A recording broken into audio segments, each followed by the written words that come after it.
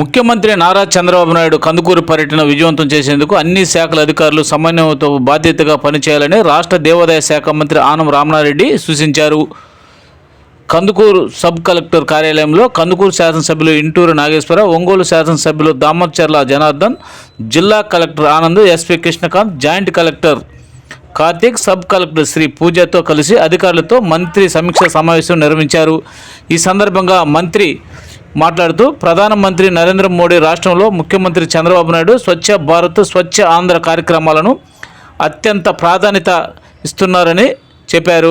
ప్రతి నెల 3వ శనివారం స్వచ్ఛ ఆంధ్ర కార్యక్రమాలను రాష్ట్ర వ్యాప్తంగా చేపడుతున్నట్లు చెప్పారు. ఈ కార్యక్రమంలో ఈ నెల 3వ శనివారం కందుకూరులో స్వచ్ఛ ఆంధ్ర కార్యక్రమంలో భాగంగా ముఖ్యమంత్రి పలు కార్యక్రమాల్లో పాల్గొంటారని, హంగు ఆర్భాటాలు, జన సమీకరణలు వద్దని అన్నారు మంత్రి ఆనం రామనారెడ్డి.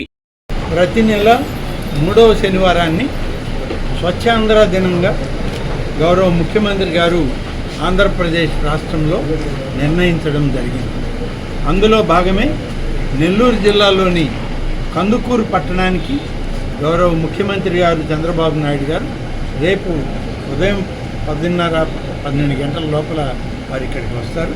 ఇక్కడికి వచ్చిన తర్వాత 3 గంటల పాటు కందుకూరు పట్టణము, దోబగుంట ప్రాంతము ఇవన్నీ కూడా చూడడం, స్వచ్ఛాంధ్ర కార్యక్రమంలో ఆయన స్వయంగా పాల్గొనడం జరుగుతుంది.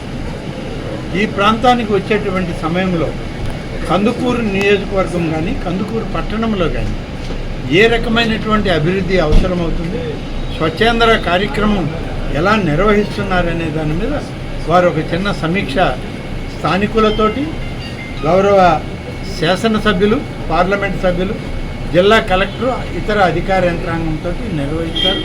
ఆ కార్యక్రమంలో మున్సిపల్ శాఖ మంత్రి శ్రీ పొంగూరు నారాయణ గారు కూడా, ఇది కందుకూరు మున్సిపాలిటీ, నెల్లూరు జిల్లా కాబట్టి వారు కూడా రావడం జరుగుతుంది.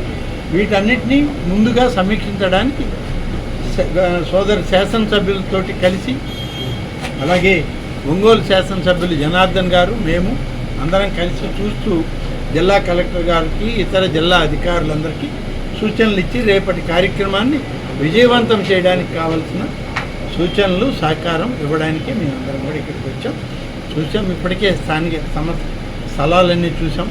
అలాగే ఇప్పుడు అధికారులతో కూడా సమీక్షించి అధికారులకు కూడా దిశా నిర్దేశం చేయడం జరిగింది.